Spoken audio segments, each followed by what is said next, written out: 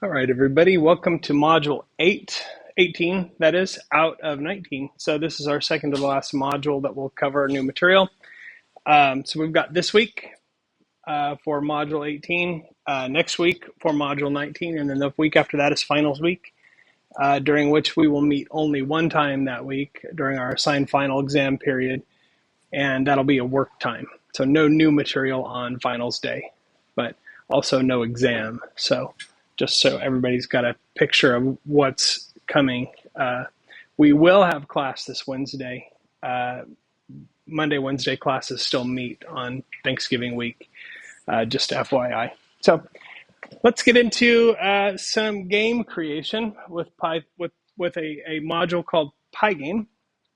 And I always like this one because, as I've mentioned a few times before, creating games is what got me into coding in the first place. And I'll show you a couple of things that I play around with and work on from time to time just to have a little fun.